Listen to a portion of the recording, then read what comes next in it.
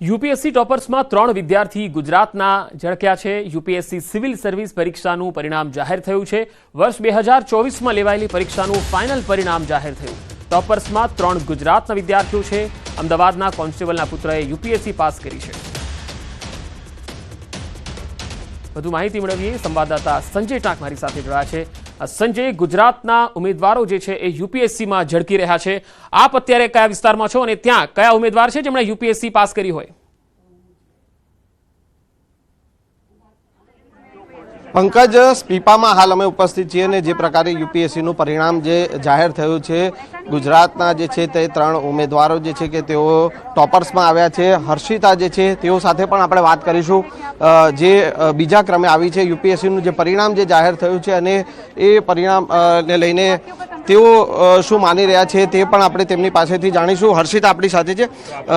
હર્ષિતા, जो रिजल्ट आया, first of all congratulation. Thank you sir. कैसा महसूस कर रहे हैं ये रिजल्ट और कैसी मेहनत रही है? सर बहुत ज़्यादा खुशी हो रही है मुझे। पहले तो ये बिलीव नहीं हो रहा है कि मैं ऑल इंडिया रैंक 2 मेरा आया है, और मेरे परिवार की खुशी देख के, मेरे पापा की खुशी देख के, मेरे भाई की खुशी देख के, मेरी मम्मा जो अभी आज मेरे साथ नहीं है उनकी खुशी देख के, वो ये सब देख के मुझे बहुत ज़्यादा खुशी मिल रही है। तो सबसे ज़्यादा मेरे परिवार का नाम रोशन हुआ, वो मेरे लिए सबसे ज़्यादा बड़ी बात है सर। कैसी तैयारी, कैसे आप टाइम मैनेजमेंट और कैसे पढ़ाई का मैनेजमेंट वो सब आप करते थे? सर मैं यहाँ पे स्पीपा में ही मैंने पढ़ाई की है। लाइब्रेरी में मैं आके पढ़ती थी, तो मेरा डेली रूटीन यही था कि सुबह आके यहाँ पे आके डेली पूरा दिन यहाँ पे पढ़ो। बीच में जब ब्रेक्स लेने होते हैं तब ब्रेक्स ले लिए। कभी ऐसा लगता है कि मन नहीं कर रहा है पढ़ने का, तो तब आपने कोई ऐसी एक्टिविटी कर ली जिससे आपको अच्छा लगे। या फ्रेंड्स हैं यहाँ पे, फ्रेंड्स का बहुत अच्छा सपोर्ट है, तो उस सब की वजह से एक टाइम मैनेजमेंट हो गया ओवरऑल। तो वैसे सर प्रिपरेशन हो गया। फैमिली बैकग्राउंड क्या है? फैमिली में से कोई यूपीएससी पढ़ाई की है? नहीं सर, मैं पहली हूँ जो सिविल सर्विसेज में आऊँगी। मेरे पापा सर्विस करते हैं एक प्राइवेट कंपनी में, और मेरा एजुकेशन बैकग्राउंड एक मैंने बीकॉम है, और साथ में मैं एक चार्टर्ड अकाउंटेंट भी हूँ बाय क्वालिफिकेशन। उसके बाद मेरे पापा के मोटिवेशन की वजह से मैं सिविल सर्विसेज में आई, और उनके सपोर्ट की वजह से और खुद की मेहनत और भगवान ओवरऑल उनकी कृपा की वजह से मैं आज क्रैक कर पाई हूँ सर। सेकंड रैंक आया है, क्या गोल है, आगे क्या करना है? सर आगे आईएएस बन के ये जो मुझे पावर, जो अथॉरिटी मिलेगी, उसको एक प्रोडक्टिव वे में यूटिलाइज़ करना है, जो लोगों के लिए मैं कुछ बेनिफिशियल कर पाऊँ। बिकॉज मुझे हमेशा से यही चीज़ ने मोटिवेट किया है, और वही चीज़ को मैं आगे कंटिन्यू करना चाहूँगी sir. Thank you Harshita. Pankaj, આ હતા હર્ષિતા અને આપણી સાથે બિરેન સર પણ છે। બ્રિજેશ સર, જે ઓવરઓલ સ્પીપાનું શું પરિણામ છે, શું આવ્યું છે, શું કહેશો? આ વખતનું આપણે પરિણામ કહીએ તો સ્પીપાના ઇતિહાસનું અત્યાર સુધીનું હાઈએસ્ટ રિઝલ્ટ કહી શકાય। ગયા વર્ષે 25 વિદ્યાર્થીઓ હતા અને જે ગુજરાતનું હાઈએસ્ટ રિઝલ્ટ હતું। આ વખતે સૌથી વધુ ગર્વની વાત એ છે કે બીજો રેન્ક, ચોથો રેન્ક અને 30મો રેન્ક જે છે એ પ્યોર આપણા ગુજરાતના છે। આવું કહીએ આપણે તો દસકા પછી ફરીથી રિપીટ થયું છે કે જે વખતે 4 ગુજરાત કેડર આઈએસ આપણને મળેલા, આ વખતે ગુજરાતનું હાઈએસ્ટ રિઝલ્ટ એટલે કહી શકાય કે જે ટોપ 100 છે એમાં તો 3 છે, પણ સાથે સાથે 26 વિદ્યાર્થીઓ જો પર્સનલી આપણે જે ઓળખીએ છીએ એ પ્રમાણે હજી રિઝલ્ટ બની રહ્યું છે, પણ અત્યાર સુધીનો આંકડો છે કે 26 વિદ્યાર્થીઓ પાસ થયા છે। અને આ રિઝલ્ટ એટલા માટે ખાસ મહત્વનું એટલા માટે કહેવાય કે આ જે વિદ્યાર્થીઓ છે, બીજો રેન્ક, ચોથો રેન્ક, 30મો રેન્ક, એવા બેકગ્રાઉન્ડમાંથી પણ આવે છે અને એમણે નિષ્ફળતાઓનો ધીરે ધીરે સામનો કર્યો છે। 3 પડાવની અંદર એમણે જોઈએ સેકન્ડ રેન્ક, તો એમણે પ્રિલિમ નહોતી કરી, ધીરે ધીરે હિંમત ભેગી કરી। તો સ્પીપા જેવી સંસ્થાનો મહત્વનો ફાળો એટલા માટે વધી જતો હોય છે કે અહીંયા ડીજી સાહેબ છે, ડીવાયડીજી સાહેબ છે, ભૂતકાળમાં જે પીકે લહેરી સાહેબ છે, અને બાકીના પણ જે રિટાયર્ડ આઈએસ ઓફિસર હોય, વર્કિંગ આઈએસ હોય, એ પણ એક લાગણીના સંબંધથી અહીંયા આવતા રહેતા હોય છે।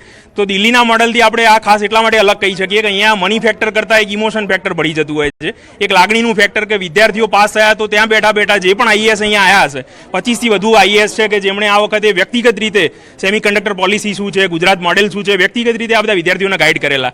તો આ મહત્વનું આ પરિણામ એટલા માટે કહી શકાય કે એવા ઓફિસર કે જેમને આ વિદ્યાર્થીઓ સાથે એવો સંબંધ નથી, પણ એમની એક જ લાગણી છે કે આવા હંબલ વિદ્યાર્થીઓ એક સ્પીપાના પ્લેટફોર્મ નીચે તૈયારી કરતા હોય અને પાસ થાય। તો સ્પીપા માટે આ જે ગર્વની વાત એટલા માટે કહેવાય કે ગુજરાતનું અત્યાર સુધીનું આપણે કહી શકીએ કે હાઈએસ્ટ રિઝલ્ટ આ વર્ષે। ફરી જે ટોપર્સની જે આપણે વાત કરીએ, ટોપર્સ જે થયા છે તેઓના નામ ફરી તમે જણાવી દો કે જેમાં હર્ષિતા જે છે તેને બીજો રેન્ક, હર્ષિતા જે છે બીજો રેન્ક લાયા છે, માર્ગી શાહ છે 4th રેન્ક લાયા છે, સ્મિત પંચાલ જે છે 30th રેન્ક છે। અને આ બધું હું આ તમને એટલા માટે પણ કહીશ કે જે આ બીજો રેન્ક, ચોથો રેન્ક, 30th રેન્ક, આ બધા આપણે સાથે ડેલી વાત કરીએ તો એમને પણ અનસર્ટેનિટી હોય કે ધીરે ધીરે રિઝલ્ટ શું આવશે। 30th રેન્ક તો મતલબ ત્યાં સુધી એનું હું તમને ખાસ લાગણીથી કહીશ કે તમે એની સ્ટોરી પણ કવર કરજો અને તમને ખબર પડે કેવા હમ્બલ બેકગ્રાઉન્ડમાંથી સંઘર્ષની વચ્ચે વિદ્યાર્થી આજે 30મા રેન્ક સુધી પહોંચ્યો છે. અને આપણને ખાસ રિઝલ્ટમાં લાગે કે ભગવાન કૃષ્ણનો કર્મયોગ ખરેખર અહીંયા સ્પીપાના તળે એક સાર્થક થયો છે. બિલકુલ. તો આ હતા બ્રિજેશ સર ને જે પ્રકારે સ્પીપા નો જે પરિણામ જે યુપીએસસીનું જે પરિણામ જે જાહેર થયું છે અને તેમાં સ્પીપાના જે વિદ્યાર્થીઓ ગુજરાતના ઉમેદવારો જે ઝળક્યા છે અને ગર્વ લેવા જેવી બાબત જે ગુજરાતના જે છે બીજા નંબરે હર્ષિતા શાહ અને માર્ગી શાહ જે ચોથા નંબરે જે છે તેઓ જે ઝળક્યા છે. જી પંકજ. જી સંજય, આભાર માહિતી આપવા માટે. રાજ્યના વધુ સમાચારો પર નજર કરીશું. હાલ રોકાઈશું એક વિરામ માટે.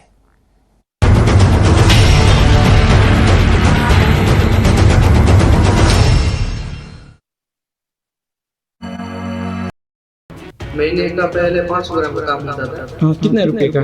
50-60 हज़ार का होता था. पहले तो मिलता था 500-600 ग्राम जैसा. अभी 100 से 120 ग्राम ज्यादा से नहीं हो रही है.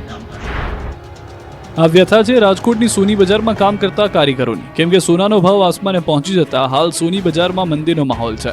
લાખ રૂપિયા તોલું સોનું લેવા હાલ કોઈ તૈયાર નથી. લગ્નની સિઝન પણ ન હોવાથી લગ્નસરાની ખરીદી નથી, એટલે ઘરેણા બનતા નથી. છેલ્લા 3 માસથી સોની બજારમાં કાગડા ઉડી રહ્યા છે, જેની સીધી સોની બજારમાં કામ કરતા બંગાળી કારીગરો પર પડી છે અસર. છેલ્લા 3 માસથી ઘરેણા બનાવતા કારીગરોની આવકમાં 50% જેટલો ઘટાડો થયો છે. જે કારીગરો 2-3 મહિના પહેલા મહિને 50 થી 60 હજાર રૂપિયા કમાતા હતા, દરરોજ 500-600 ગ્રામ જેટલું કામ મળતું હતું, તે જ કારીગરોને હવે દરરોજ માંડ 100 ગ્રામ જેટલું કામ મળે છે. આવક પણ ઘટીને 25 થી 30 હજાર થઈ ગઈ છે, જેથી ઘર ચલાવવાના પણ ફાફા થઈ ગયા છે. સ્થિતિ એટલી ખરાબ છે કે પહેલા જે જગ્યાએ 6 જેટલા કારીગરો કામ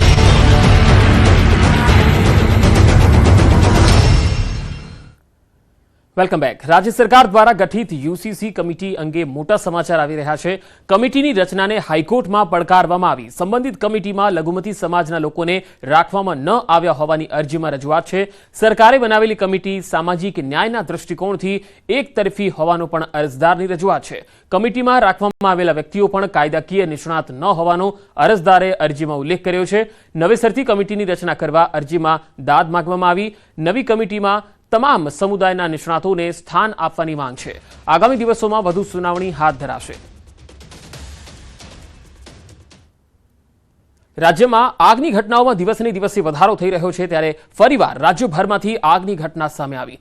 સાબરકાંઠામાં પ્લાસ્ટિકની ફેક્ટરીમાં આગ લાગી. મોડી રાત્રે આગ લાગતા અફરાતફરી મચી. કમ્પાઉન્ડમાં રાખેલા તૈયાર સામાનમાં આગ લાગતા ભારે નુકસાન થયું. બીજી તરફ દાહોદમાં ભાટીવાડામાં એનટીપીસીના નિર્માણાધીન સોલાર પ્લાન્ટમાં આગ લાગી હતી. આગ એટલી વિકરાળ હતી કે 8 કલાક બાદ આગ પર કાબુ મેળવી શકાયો. સદનસીબે ઘટનામાં કોઈ જાનહાનિ નહીં. તો મહેસાણાની કડીમાં ગેસ લાઇન લીકેજ થઈ અને આગ ભભૂકી. કડીના છત્રાલા હાઈવે પર પાંજરાપોળ નજીક સાબરમતી ગેસ લાઇનમાં આગ લાગતા મોડી રાત્રે આગ પર કાબુ મેળવાયો. જ્યારે ચોથી ઘટના વડોદરામાં બની, જ્યાં સન ફાર્મા રોડ પર આવેલ લાકડાના ગોડાઉનમાં રાત્રે આગ લાગતા અફરાતફરી મચી. ભારે જહેમત બાદ આગ પર કાબુ મેળવાયો હતો. અમદાવાદના બોપલ ગુમા રોડ પર અકસ્માત થયો. ડમ્પર ચાલકે ટક્કર મારતા મહિલાનું મૃત્યુ થયું.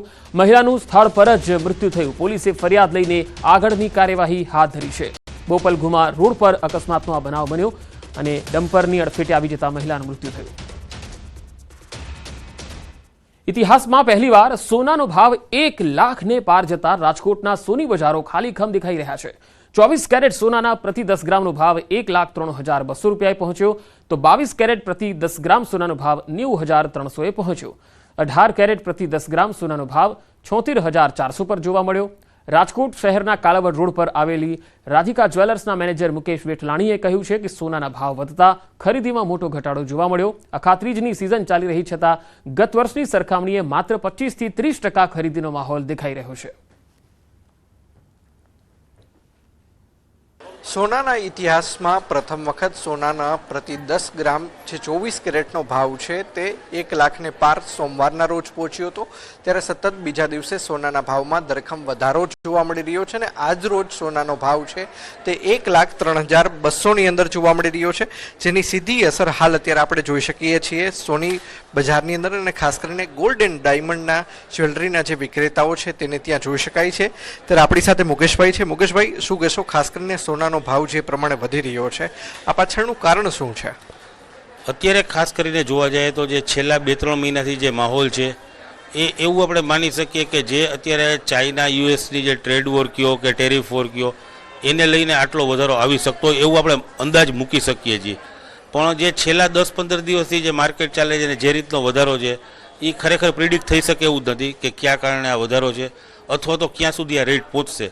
નકર અત્યારે વૈશાખ મહિનો એટલે કે આપણે અક્ષય તૃતીયાની સિઝન પણ હોવી જોઈએ, જે એ પ્રમાણે કંઈ જ નથી દેખાતી. જે ગયા વર્ષની સરખામણી આપણે જોવા જઈએ તો આ વખતે સિઝન માત્ર 25-30% જેટલી રહી છે અને એમાં પણ જે ગ્રાહકો આવે છે એમાં જરૂરિયાત પૂરતી જ ખરીદી કરતા હોય છે અને તેમાં પણ સામે મહત્તમ જોઈએ તો એક્સચેન્જમાં જૂનું ગોલ્ડ જ હોય છે.